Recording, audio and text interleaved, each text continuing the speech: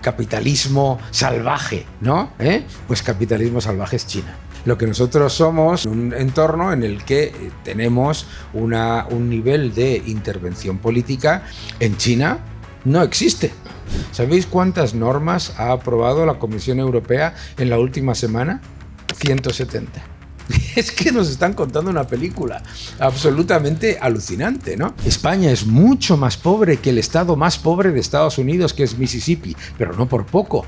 Pero es que la Unión Europea, de los 27 países, 26 son más pobres que la mayoría de los estados de Estados Unidos. En España nunca ha habido indignación con la corrupción. En España la corrupción indigna cuando es del otro. En el momento en el que dejemos de pensar el gobierno tiene que, y sepamos que el gobierno no es la solución, sino que es el problema, entonces y el que sea, que quede claro, entonces empezaremos a salir del problema que tenemos en la Unión Europea. Los medios de comunicación alternativos están ganando de calle.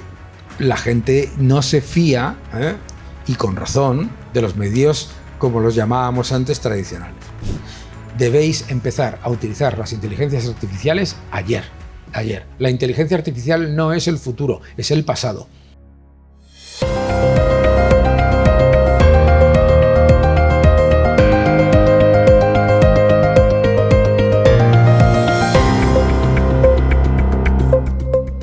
Pues voy a empezar con una pregunta para ti, que es la misma que le hice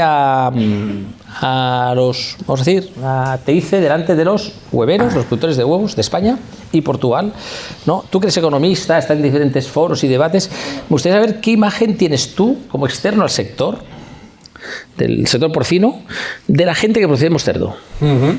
Bueno, yo creo que la imagen es de un sector que produce algo absolutamente esencial, ¿no? Ahora mismo, si nosotros miramos la economía del mundo y pensáis, por ejemplo, ¿por qué ha estado durante un montón de tiempo China en ralentización? Pues ha sido porque el sector porcino ha habido un problema tremendo de oferta de cerdo, y el cerdo es un factor esencial para la economía china. Pues estamos hablando de un sector clave para todo, absolutamente para todo, y esencial para los retos que tenemos con respecto a la alimentación de calidad y la sostenibilidad. Para mí un sector absolutamente esencial, y además un sector que no conozco poco. He asesorado a 2 empresas en el sector porcino con muchísimo gusto, porque muy exitosas en el mundo. Vamos a empezar un poquito. Vamos a hacer como 3 fases esa entrevista. Vamos a empezar hablando un poco de política. Muy bien. Como decimos, te voy a hacer preguntas, malas preguntas. Lo que tú quieras, no hay malas preguntas, solamente hay malas respuestas. Eso quiero decir. Vamos a hablar de política, después nos iremos a economía y acabaremos otra vez por nuestro sector. Lo que queráis. Entonces, Europa es vamos a decir, España en concreto, España es un país netamente exportador. Exportamos mucho cerdo. Pero España está dentro de la Unión Europea. La Comisión Europea, que es la que saca las leyes que nos afectan, básicamente, saca leyes continuamente de bienestar animal, de sostenibilidad. Es un continente además muy burocratizado. Claro, un continente muy burocratizado. Muchas leyes de bienestar animal, sostenibilidad y netamente exportadores. ¿Eso no nos resta competitividad respecto a terceros para poder exportar en buenas condiciones? Muchísima. La competitividad de las empresas europeas no es un problema ni de las empresas, ni del talento, ni de la capacidad de los empresarios, ni muchísimo menos de los trabajadores. Es un problema autoinfligido. Hasta la propia Comisión Europea estima que las legislaciones europeas le cuestan a las empresas europeas alrededor de 100.000 millones de euros anuales. porque no es poco. Por otro lado, el Fondo Monetario Internacional, ¿no? El Fondo Monetario Internacional, en su último análisis sobre Europa, saca que el exceso de regulación aumenta los precios del sector manufacturero un 45% y el del sector servicios un 110%. Por lo tanto, como siempre digo yo, el mayor arancel que tenemos en las empresas europeas es la Comisión Europea.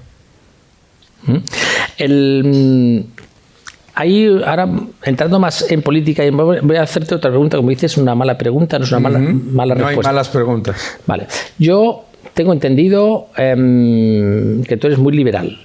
Pero tengo que decirte que en Europa, quien ha triunfado tradicionalmente, a pesar, o sea, hablamos mucho del capitalismo, de la derecha, el capitalismo, pero quien ha ganado en Europa es la socialdemocracia. Los socialdemócratas son los grandes triunfadores de Europa a nivel político. Entonces, y tú que eres muy liberal, ¿cómo ves la diferencia entre el socialismo y el liberalismo? ¿Y qué nos recomiendas? Bueno, yo lo primero, la socialdemocracia no deja de ser una segunda derivada del avance del capitalismo y de la libertad. No puede haber socialdemocracia sin capitalismo y sin libertad de empresa y sin libertad individual. Por lo tanto, el gran riesgo de lo que ocurre en Europa es que nos pasa como con el aire y con el agua, que pensamos que la libertad y la prosperidad la vamos a tener siempre. La diferencia entre liberalismo y socialismo es muy evidente. El socialismo es un sistema de control social y económico en el que lo importante no es el resultado, sino el proceso. La burocracia lo que hace es perpetuar la burocracia y cuando hay un problema lo que busca es más burocracia. El liberalismo es el respeto irrestricto del proyecto individual de cada persona y eso es lo que ha hecho la prosperidad de la Unión Europea. En el momento en el que lo das por hecho, que es el error que se está cometiendo en Europa, pues inmediatamente perdemos la prosperidad y perdemos la libertad. Estamos en una Unión Europea que tenía más crecimiento, más empleo y más industria que Estados Unidos hace 30 años y que ahora está por detrás de Estados Unidos, está por detrás de China, ¿Y por qué? Porque lo damos por hecho y damos por hecho desde el punto de vista burocrático que todos vosotros podéis aguantar un apretón mayor de regulación y de impuestos. Los políticos siempre piensan que vosotros tenéis margen, nosotros tenemos margen, ¿no? Entonces, en uno de tus vídeos decías eso del cangrejo, ¿no? Cuando lo metías en la olla. Claro, lo que está ocurriendo en Europa es que la gente da por hecho que todo ese exceso de regulación y todo ese exceso de burocracia, que no se puede hacer nada, que siempre ha sido así. Primero, no siempre ha sido así. Cualquiera de vosotros que estáis aquí, que tengáis mi edad un poco mayores, no ha sido así. A nosotros se nos ha impuesto en la Unión Europea un proyecto político que nadie ha votado. Y, por ejemplo, pues la ley de conservación de la naturaleza esta, que en realidad es la ley de perpetuación de los problemas medioambientales, la Agenda 2030, todas estas cosas vienen impuestas, ¿no? No tienen absolutamente nada que ver ni con lo que quiere la gente, ni con lo que ni lo que es bueno para la economía, ni lo que es bueno para la sociedad, ¿no? Además, cuando muchas veces hablamos de que el capitalismo se vincula a la derecha, pero no es así, porque claro, China es el más capitalista. Claro, es que esa es otra de las cosas que son... primero, China es un país que si nosotros... Eso que en los medios de comunicación españoles se repite con cierta regularidad, que es una estupidez, es un oxímoron, por otro lado, que es el capitalismo salvaje, ¿no? Pues capitalismo salvaje es China. Capitalismo salvaje es lo que es China. Lo que nosotros somos metido en un entorno en el que tenemos un nivel de intervención política que, por ejemplo, en el caso Mira, en el caso vuestro, en el caso del sector ganadero y todo lo que tiene que ver con el sector primario, en China no existe ningún tipo de ninguna de las restricciones y limitaciones y estupideces, si me vais a permitir que sea polémico, que nos están imponiendo aquí. En Estados Unidos tampoco. Entonces, ¿por qué tenemos que imponerlo nosotros? Y sobre todo no nosotros, ni tú ni yo, porque hablo en primera persona y es un error, sino unas personas que no tienen ni idea sobre lo que realmente es bueno para la sociedad y para el medio ambiente, porque yo no conozco a nadie que defienda más el medio ambiente que el sector primario. Hablando de socialdemocracia y hablando de política en Europa, en Alemania hace una semana hemos tenido elecciones, ¿no? Ha ganado la derecha, vamos a decir, ¿no? Y el segundo partido más votado ha sido lo que ellos llaman la ultraderecha, que anda por Alemania. Pero al final la llave de gobierno lo va a tener los socialdemócratas, va a hacer la gran coalición, ¿no? Que se dice aquí en España PP y PSOE, ¿no? Va a hacer la gran coalición, pues que aquí no se da. Pero en Alemania se da eso. Entonces, la pregunta aquí va, en general, en Europa las derechas están muy fragmentadas. Hay muchos partidos de diferentes tipos.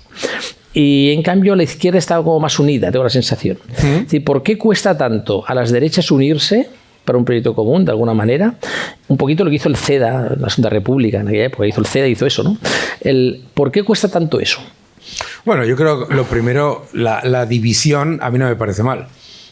A mí lo que me parece mal es que se ignore conscientemente lo que ha votado la gente, ¿no? La gente en Alemania ha votado por cambio y lo que llamamos los partidos tradicionales han dicho no, te tienes que aguantar, te callas y no va a ser. Eso es lo peligroso. Porque entonces es cuando generas una reacción negativa de verdad. Claro. Ignorar las preocupaciones de la gente es extremadamente peligroso, porque dices, hay una especie como de élite burocrática, que piensa que los problemas que le afectan a las empresas, que os afectan a vosotros, etcétera, etcétera, pues que son tonterías y que lo que ellos sí que saben, eso es el socialismo, el adoctrinamiento y la creación de un pensamiento único. Ellos piensan que la gente no sabe y que por lo tanto se les tiene que adoctrinar. Y me parece extremadamente peligroso. A mí el gran problema no es en realidad la división, sino, si lo piensas, lo que ha pasado en Europa ha sido lo siguiente. La ultraburocracia ha blanqueado a la ultraizquierda. ¿Vosotros no escucháis en los medios de comunicación a nadie hablar de ultraizquierda? ¿No lo escucháis?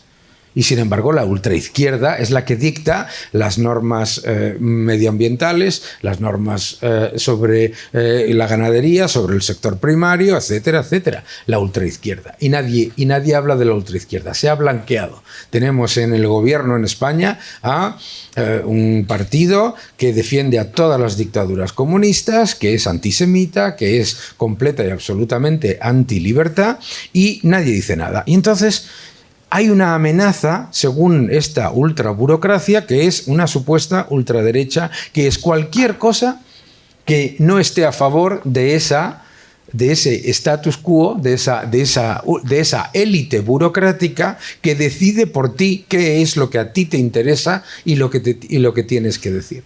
Entonces, eso es extremadamente peligroso, porque eso lo que lleva después es a que la gente, obviamente, como está ocurriendo, pues reaccione de manera agresiva.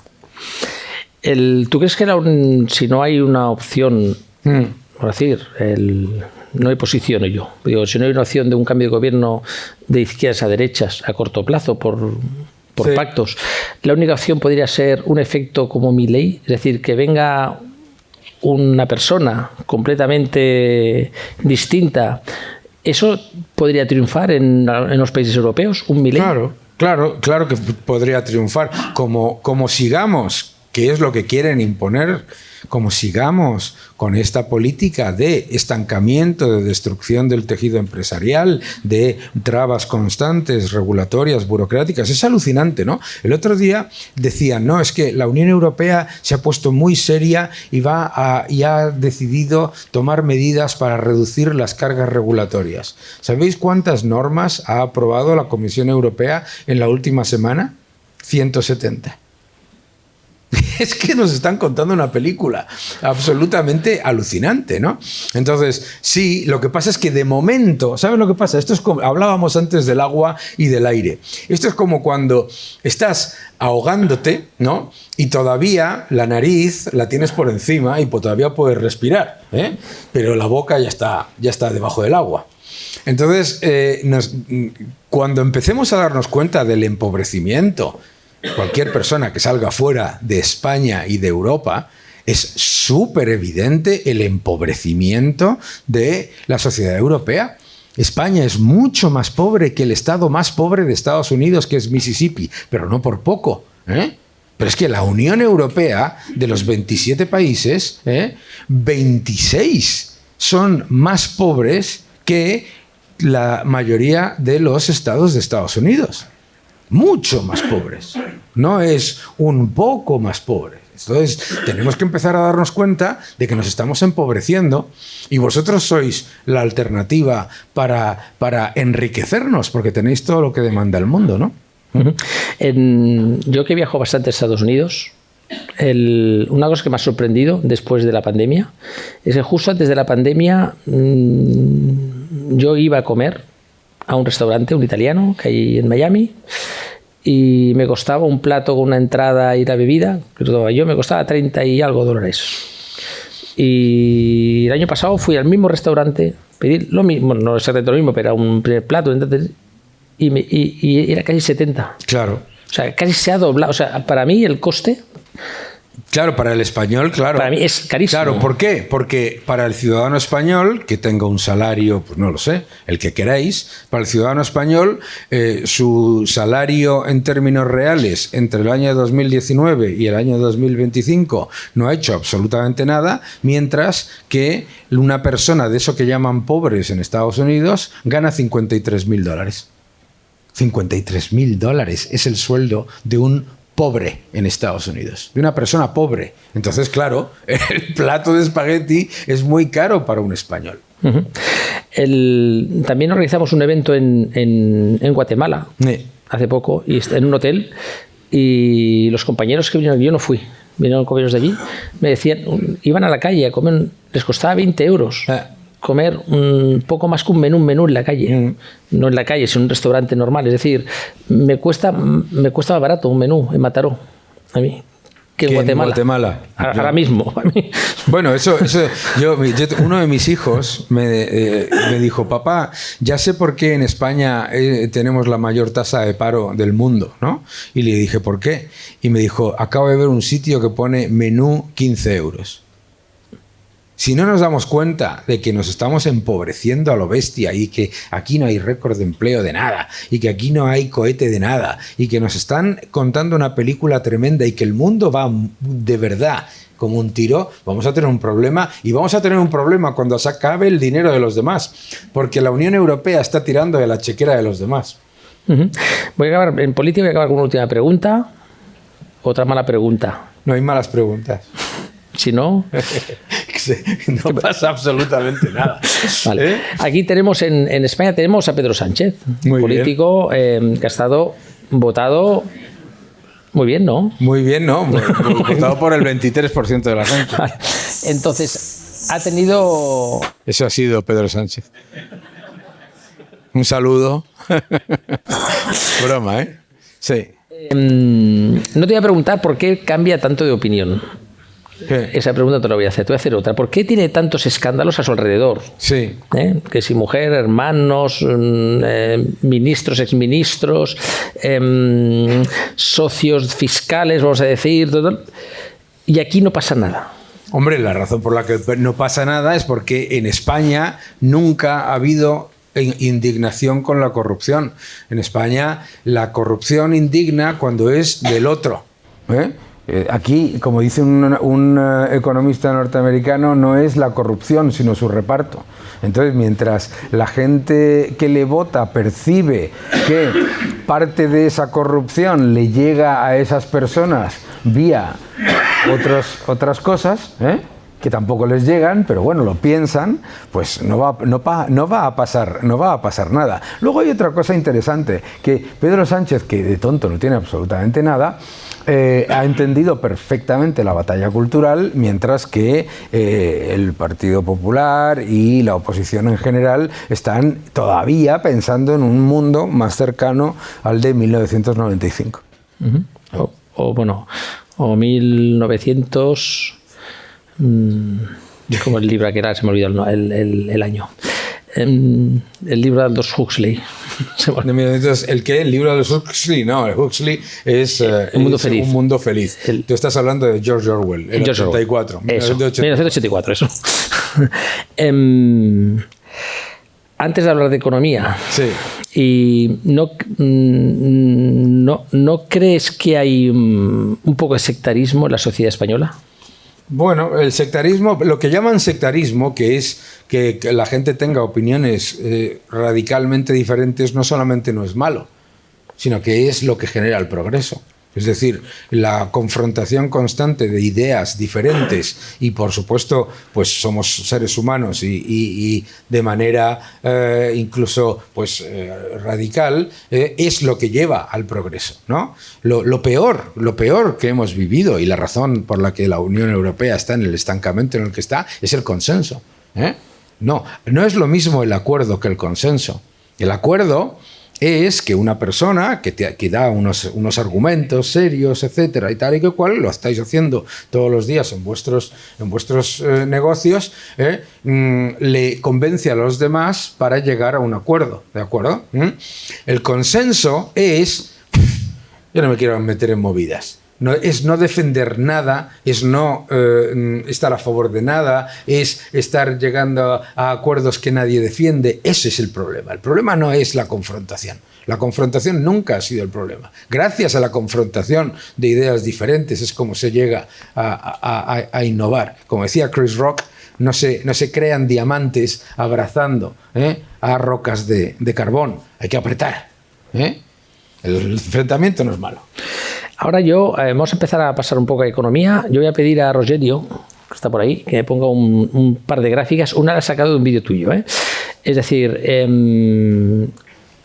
esto, lo tienes detrás, no lo ves aquí. Esto es el oro.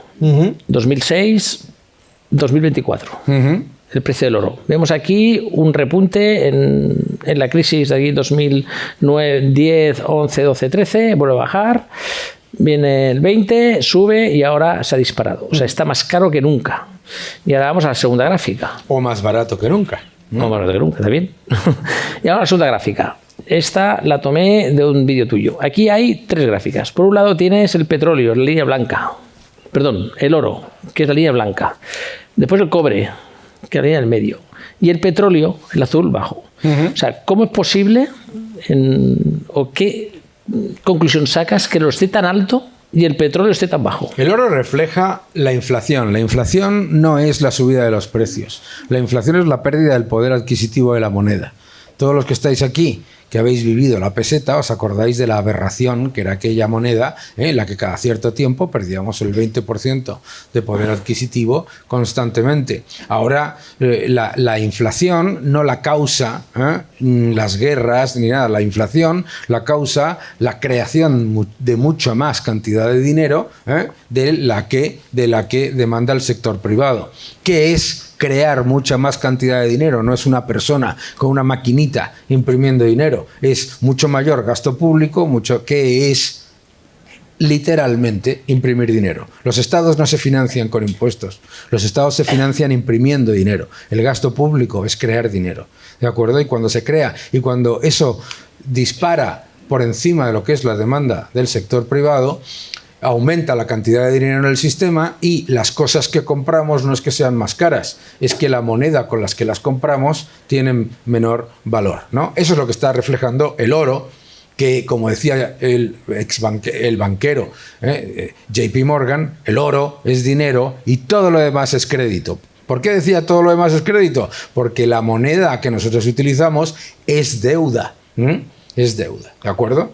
Y el petróleo lo que está reflejando es lo mal que va el sector manufacturero, en general, el sector industrial, ¿no? Y el cobre lo que refleja es que las políticas que se están llevando a cabo con respecto a los coches eléctricos y todo esto, suena todo muy bonito y se han olvidado de que hay que minar cobre. Se han olvidado de que un coche eléctrico necesita 8 veces más cobre que un coche de combustión fósil y que, por lo tanto, tendremos que minar 60 veces más cobre para poder llegar a la mitad del objetivo de coches eléctricos que nos quieren vender, y a la vez los estados como Europa, como los países europeos, no quieren minar cobre porque es que no nos gusta mancharnos las manos, ¿no? Entonces, pues eso es lo que está reflejando el cobre.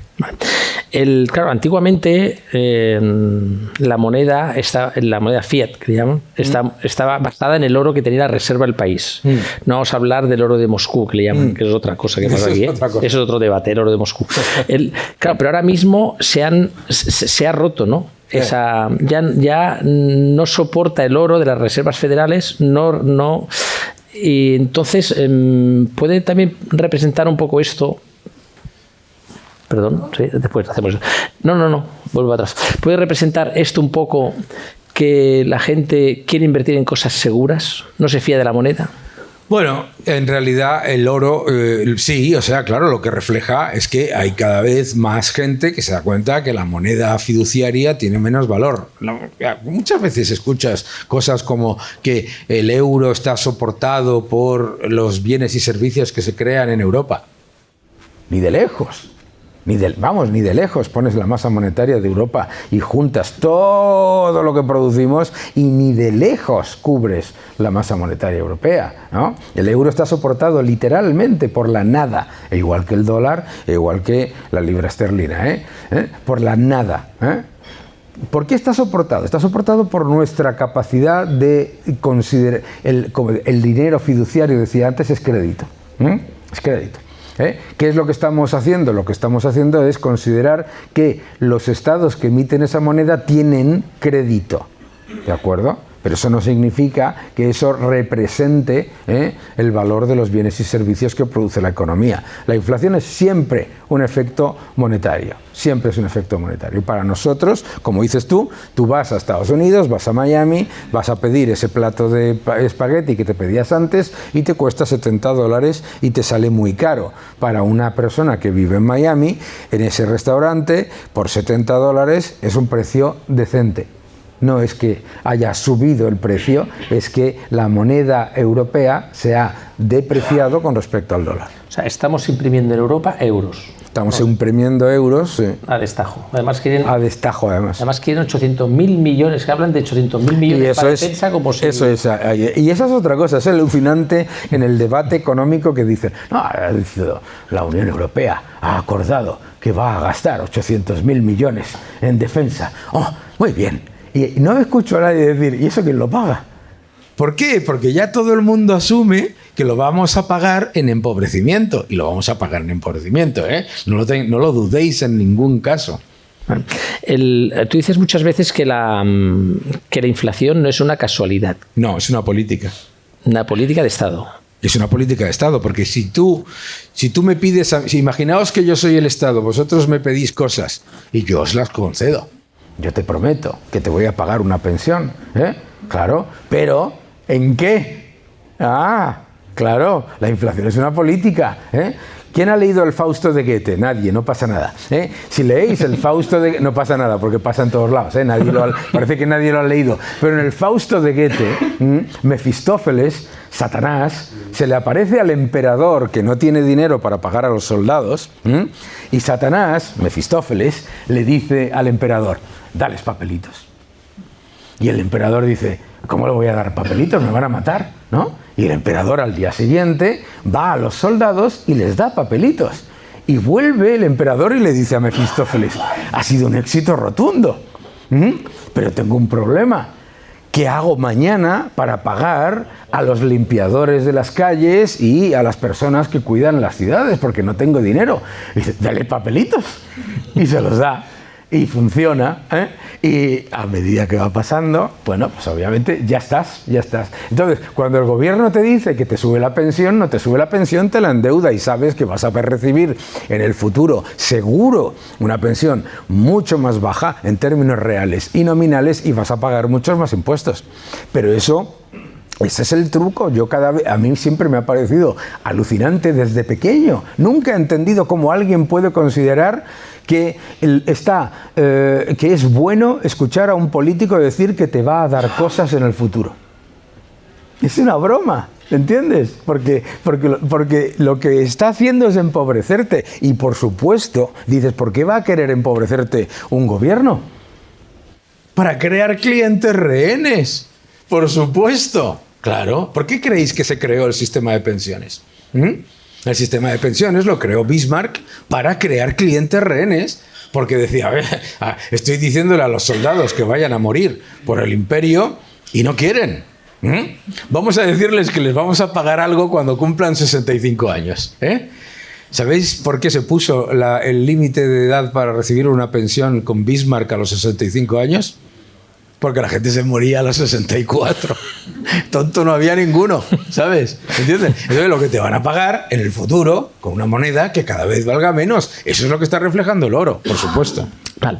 Ahora se habla mucho de aranceles. Trump está hablando de aranceles, también con China se habla de aranceles. ¿Los aranceles nos van a aumentar la inflación en Europa? No. Los aranceles que nos pone la Unión Europea son los que aumentan la inflación. Lo que aumenta la inflación es aumentar la cantidad de dinero. Pero a mí me parece absolutamente curioso y extremadamente hipócrita porque nunca he escuchado a nadie en ningún momento hablar sobre los aranceles de China, los aranceles de Brasil, los aranceles de la India o los aranceles de Indonesia o de la Unión Europea. ¿Habéis escuchado vosotros en algún medio de comunicación ¿va a subir la inflación por los aranceles de Lula? Nunca. ¿O los aranceles de Xi Jinping? Nunca. Y son los que más aranceles ponen de todos. ¿Habéis escuchado algún momento la cifra que os he dicho yo antes? Que los aranceles escondidos de la Unión Europea suben los precios en la Unión Europea un 45%. No. Curioso, ¿verdad? ¿Por qué nos están dando a la turra con Donald Trump? Porque molesta Donald Trump. Pero los aranceles son un mecanismo para equilibrar la balanza. Porque nosotros le ponemos 4.000 millones de aranceles a los norteamericanos, además de exportarles 155.000 millones más de lo que les importamos. Y por lo tanto, lo que dicen aquí, mis queridos amigos, vamos a equilibrar la balanza. Y la manera en la que se acaba con esos aranceles es quitando los nuestros. Eso es lo importante entenderlo. Y sobre todo, ya que estamos con los aranceles, si los ponen, que los va a poner, negociadlos vosotros, las empresas y vuestros sectores directamente con la Secretaría de Estado. Que en Estados Unidos no hace falta esperar a que venga el ministro de turno desorientado del gobierno de tu país. Podéis negociar los aranceles como están haciéndolo ya los productores agrícolas griegos. Uno de los temas que está hablando ahora de la inflación ha salvado las cuentas de nuestro gobierno. La inflación lo que ha hecho es ingresar, o sea, nuestro gobierno ha ingresado más dinero gracias a la inflación. Sí. Pero eso también ha creado un endeudamiento en España y en Europa, y en España en concreto, muy grande. ¿Hasta cuándo no tiene la sensación que los gobiernos se van endeudando? Es decir, una familia que tiene los números rojos y cada vez tiene más números rojos, es decir, ¿hasta cuándo nos vamos a endeudar y quién va a pagar todo esto? Bueno, lo vamos a pagar todos en más inflación, más impuestos y en empobrecimiento relativo con el resto del mundo. Eso siempre. Las deudas siempre se pagan. Las deudas siempre se pagan. Si eso dices a Zelensky con Estados Unidos ahora, ¿no? Hombre, sobre todo, después de levantarse 350.000 millones de dólares y ya saldrá en algún momento cuánto ha llegado a los ucranianos de esos 350.000.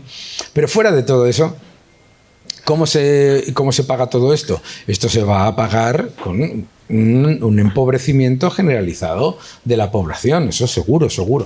Y con más impuestos a nosotros. Eso seguro.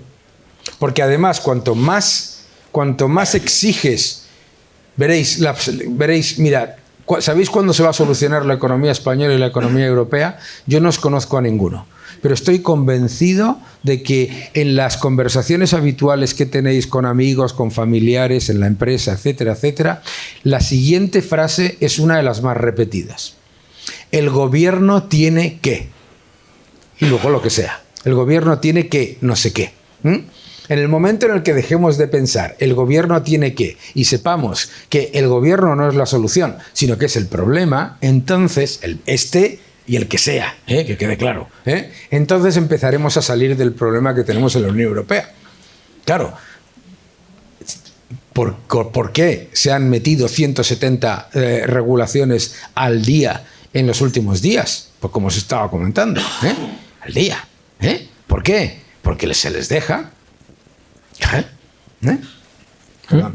Nuestros hijos no se quejan tanto como nuestros padres, ¿no? Nuestros hijos se van a quejar un montón. Nuestros hijos se van a quejar un montón, porque aquí estamos un montón. Tú veo ahí gente joven, pero aquí está, y vosotros ahí en los asientos baratos veo gente muy joven, pero los que sois más mayores estamos en la parte de recibir.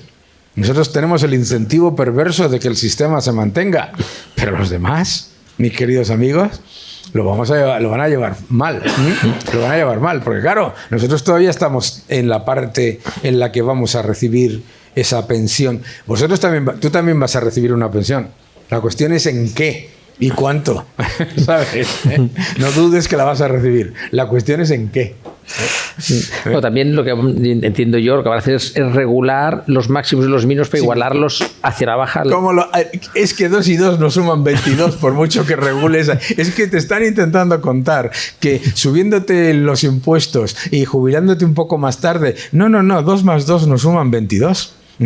La pirámide demográfica es la que es, el nivel de ingresos es el que es, el nivel de gastos se está disparando y eso va a llevar a que vas a recibir una pensión más tarde, en términos reales mucho más baja y vas a pagar mucho más.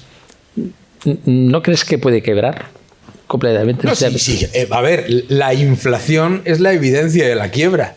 La inflación es un default implícito. ¿Entiendes? Si yo te emito una moneda que pierde poder adquisitivo todos los años, estoy haciendo impago. Lo que pasa es que dices, el Estado puede emitir toda la moneda que quiera. Claro que sí, claro que puede. La cuestión es que va haciendo impago y la inflación es la evidencia de la insolvencia estatal. Eso es lo que pasó un poco en Venezuela. Yo estuve en el 97 en Venezuela. Acabé la universidad y decidí, por esta mi madre, ¿se acuerda de esto? Tomé un vuelo y me fui yo solo a Caracas. Y me acuerdo que iba con cheques de viaje, iba cambiando en los bancos o las cajas de cambio que habían allí. Y o sea, era dinero viajar en Venezuela. Llegó un momento en que veía sacos de dinero en la calle tirados, pues no valían nada. Bueno, claro. Sí, por supuesto. El dinero fiduciario, la moneda es crédito y el Estado venezolano no tiene crédito. Por lo tanto, cuando vas paseando por Caracas, ¿qué es lo que ves en el suelo? Billetes. Pues cuidado con lo que quieres. Por otro lado, la historia de Europa. Los assignats franceses, la República de Weimar, etcétera, etcétera, la peseta, el dracma, el escudo portugués, la historia de Europa de toda la vida. Nada que estemos diciendo que sea diferente. Por ahí he oído alguna vez, hay algunos filósofos que dicen que los políticos y los gobiernos al final va a llegar un momento que van a hacer el reseteo. Van a apretar el botón rojo, se va a poner todo a cero y que por eso gastamos. Bueno, vamos a ver, no, el reseteo no lo puedes hacer porque el reseteo, en economía, a vosotros, siempre que habléis de economía, alguien os hace mirar o al activo o al pasivo, pero nunca a los dos. Y el activo y el pasivo siempre cuadran. ¿De acuerdo? Entonces, el gran reseteo es una idiotez porque tú no puedes resetear el pasivo sin llevarte por delante al pasivo, el activo. ¿De acuerdo? Si yo mañana digo, jajaja, voy a eliminar todas las deudas de los estados, ¿qué es lo que pasa inmediatamente? Adiós todas las monedas de los estados. O sea, el activo y el pasivo siempre cuadran. Por lo tanto, el gran reseteo es una tontería, ¿de acuerdo? Otra cosa muy diferente es que haya gente que diga, cómo se va a hacer eso en el futuro, pues ala, vamos a hacer el animal, eso es otra cosa distinta, que es lo que creo que tú estabas diciendo. Hay una frase que yo suelo repetir en muchos podcasts que hago yo, y cuando hablo con gente como tú, yo te la digo, no tendrás nada y serás feliz. Ya. Quieren callarnos, darnos pan y fútbol. No, quieren callarte. No tendrás nada y serás feliz. Suena, no sé si a alguien le suena bien, a mí no, ¿vale? Pero al que le suene bien, no tendrás nada y serás feliz, es lo siguiente: dame tu libertad económica y dame tu libertad individual, que yo te voy a dar felicidad. Y luego no le das felicidad, pero ya no te puedes quejar. ¿Entiendes? Si es que es del libro. Si no entiendes que lo que busca siempre el poder político es crear clientes rehenes, pues caes en el error de pensar pensar que te van a regalar algo en el futuro. No tendrás nada y serás feliz no tendrás nada y serás infeliz. Y todo lo que te quitan, eso sí, el que parte reparte y se lleva la mejor parte. Eso. Bueno, tengo que decirte, es lo que hacían hablando de Roma. Lo que hacen en Cuba, todos pobres, menos los que gobiernan, y entonces los que gobiernan se ponen un chándal o un uniforme militar, y los idiotas, que con todos mis respetos, que todavía creen en ellos, pues dicen, no, ¿ves? Son como nosotros. No hay nada como ponerte un chándal, ¿sabes? Para parecer pobre, aunque el chándal sea caro. Yo que escucho muchos podcasts de historia, hay gente como tú, no sé quién lo dijo, dijo que hubo un momento que Stalin en Rusia se planteó no hacer elecciones, y hablaba con el Consejo y dijo, ¿cómo no vamos a hacer elecciones si hemos dicho que esto es una democracia, ¿no? Sí. Y entonces un asesor le dijo, Stalin, el problema no es las elecciones, lo que tienes que tener controlado es quién cuenta los votos. Bueno, sí. Yo creo que más bien el asesor, que probablemente fue asesinado al día siguiente, Stalin dijo, aquí vamos a hacer elecciones y voy a decir yo quién ha ganado. Es lo que hizo, ¿no? Igual que Kim Jong-un. O sea, pues dices, ha habido elecciones en Corea del Norte y ha ganado con un 90% de los votos, ¿no? No dice el 100%, pues yo qué sé. De hecho, en algunos casos sí lo dicen, pero eso efectivamente, pues Stalin lo que hacía Stalin y lo que hace los regímenes totalitarios es subvertir las palabras, ¿no? Fíjate, ¿por qué te crees tú que se llaman todos los regímenes dictatoriales República Democrática de? Como decía Margaret Thatcher, si eres una dama no tienes por qué decir que lo eres, ¿no? Ya se sabe. Si tienes que repetir muchas veces que eres una dama, es que no lo eres. Entonces, se ponen República Democrática, la Constitución de la Unión Soviética garantizaba la libertad de expresión, la Constitución de la Unión Soviética garantizaba la libertad individual. Ya ves tú, ¿entiendes? Yo sigo a muchos, como decía al principio, a muchos youtubers, podcasters, pero de lo que me gusta escuchar a mí, ¿no? Te sigo a ti, sigo a Jano García, la sensación que, es decir, te voy a decir de otra manera. Es decir, yo cuando quiero enterarme de algo de manera un poco más independiente, bajo mi punto de vista, yo me conecto a X. Claro. Bueno, eso es normal. Sí, o sea que... Y entonces empiezo a mirar todo lo que... Porque como me conecto a un periódico de tirada nacional normal... Ya. No estamos llegando a un momento de cancelación del discurso opositor. Es decir, no vamos a acabar como Minority Report ya castigando porque ya se hace. Hombre, se intentará. Hoy en día tú pones en un vídeo que algo contra las vacunas y YouTube te lo cierra. Bueno, YouTube es una plataforma privada y por lo tanto yo, si vengo aquí, que esto es una plataforma privada, yo cumplo con las reglas de la plataforma privada. ¿no? Estamos de acuerdo, ¿no? A mí no me preocupa lo que una plataforma privada dice, a mí me preocupa lo que quieren los gobiernos hacer, que es silenciar, cancelar, vetar el discurso que les es incómodo, no el discurso radical. El discurso radical están encantados. Cuando el discurso radical es para crujirte impuestos, para aumentar masivamente el Estado y para eliminar la libertad individual, ahí no tienen el más mínimo problema. Tú puedes salir. De hecho, puedes dar una conferencia diciendo que se le ha malinterpretado y se ha mal valorado al pobre Stalin.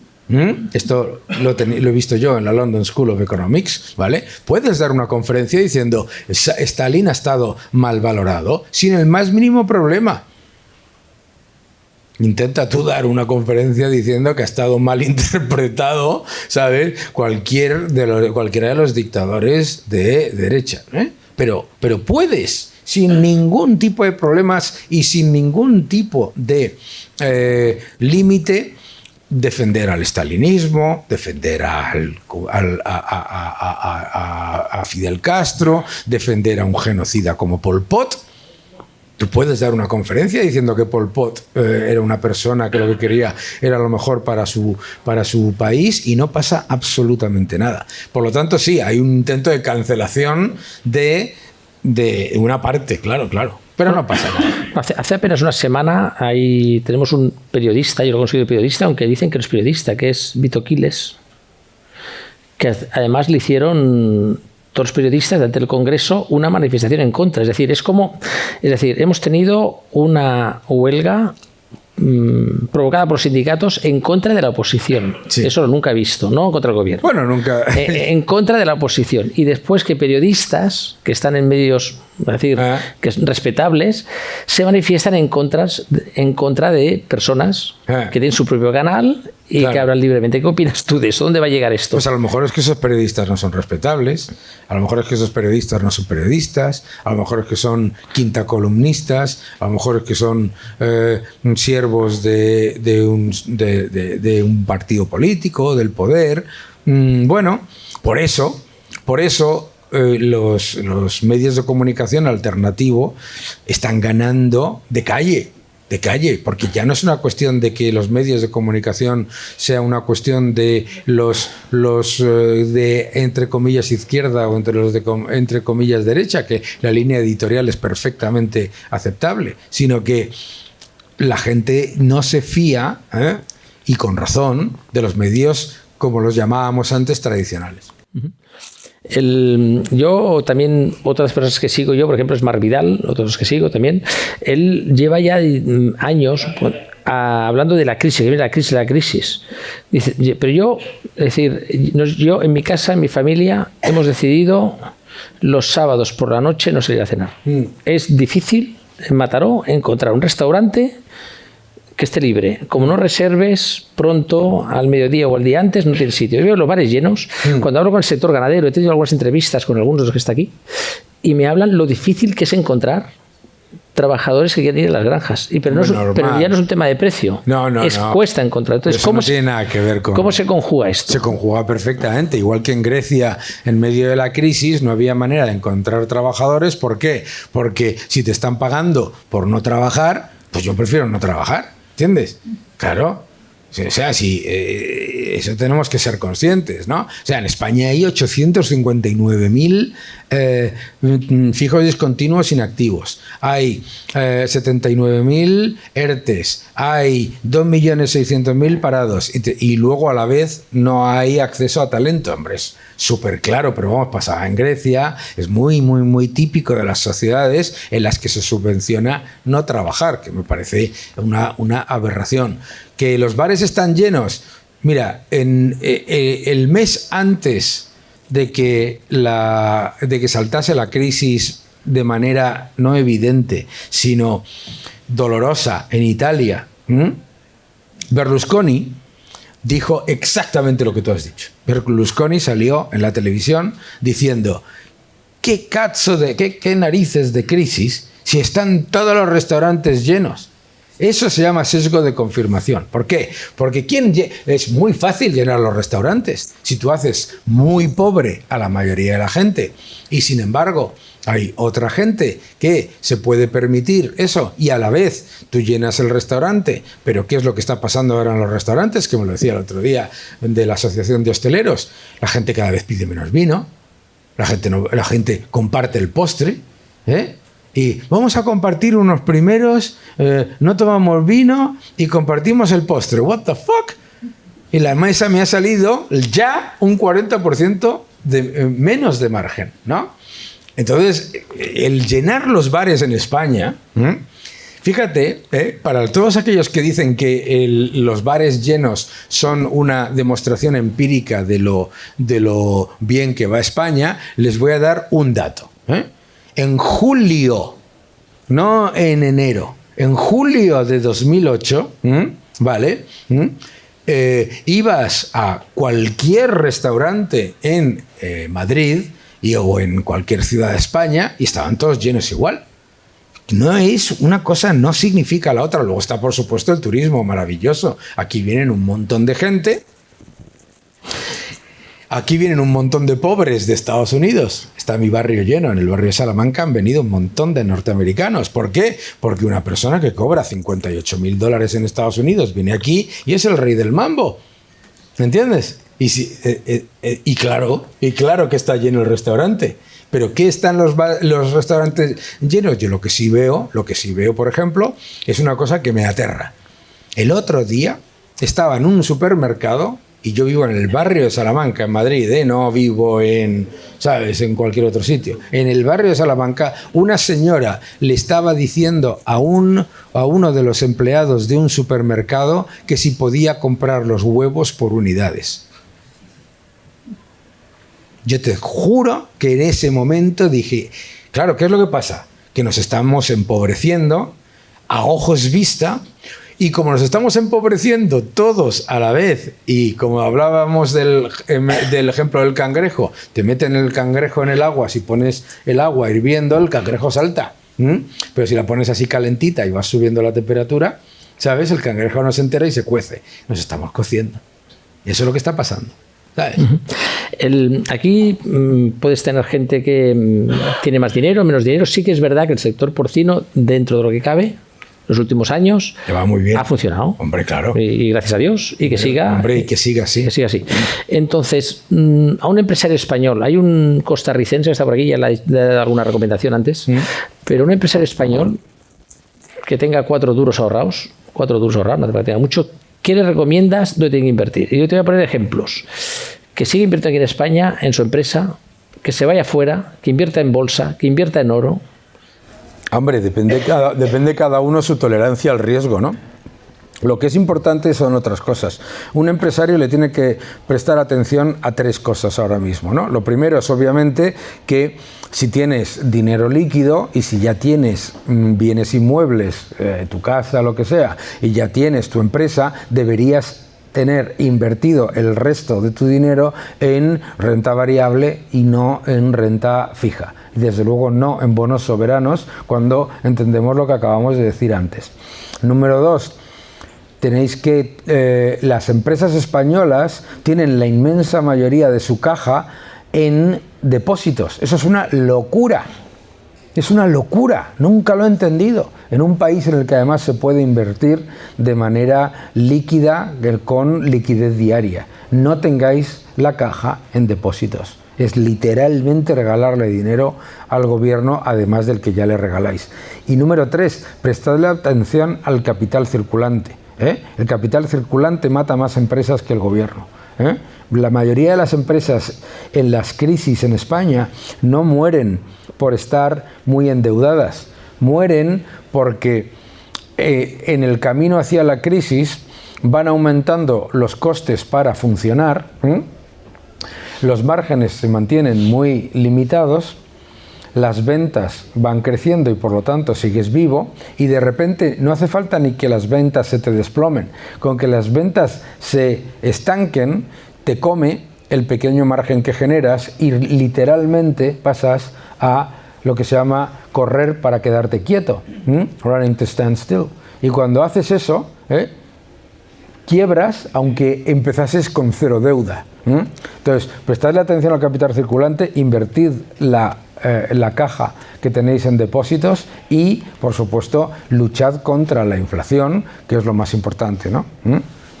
¿Qué le espera a los empresarios españoles en los próximos años?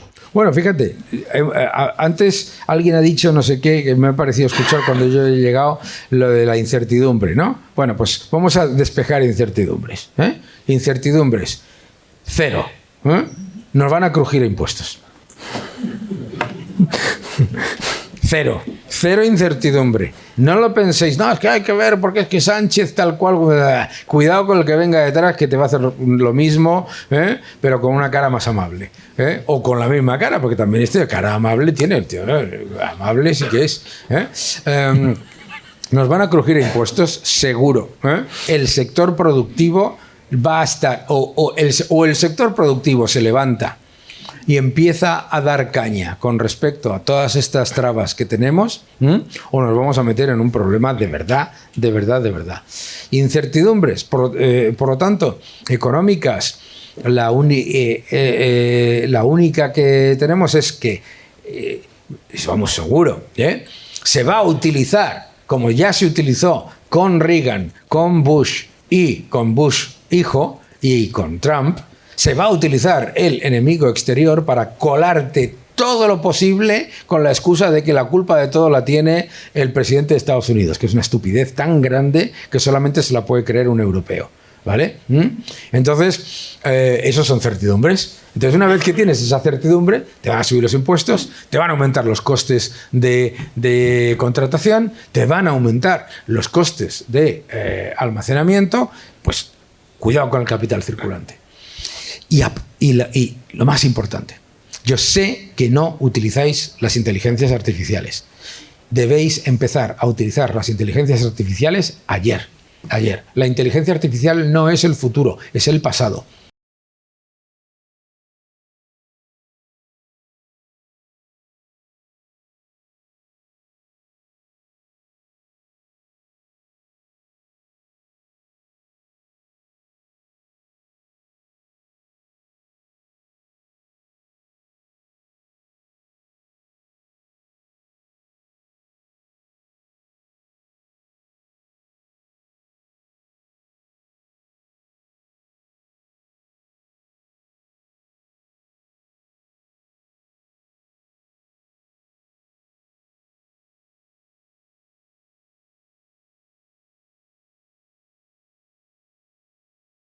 Sí, pero eso está muy bien, espectacular. Eso está súper bien. Pero vosotros diréis, a mí qué me importa si yo no voy a hacer un vídeo en vietnamita. No, ¿por qué os importa? Que está muy bien el ejemplo, no es una crítica. ¿Por qué os importa? Porque para la gestión del capital circulante, para la gestión del almacén, para la gestión de las materias primas, para optimizar las compras, para optimizar las ventas, para controlar el flujo de financiación del circulante y todo, la inteligencia artificial lo hace absolutamente todo, y de verdad, mira, hablábamos antes de los restaurantes. Yo tengo un amigo que hace optimización de cartas por inteligencia artificial y te aumenta los márgenes del restaurante en un 20 y un 30%. Oye, no sé, yo aumentar los márgenes un 20 o un 30% cuando te están subiendo los costes laborales, te están subiendo los costes burocráticos, te están subiendo los impuestos, etcétera, pues creo que es una gran oportunidad y es una gran manera de escapar de la maraña burocrática. Muchas gracias.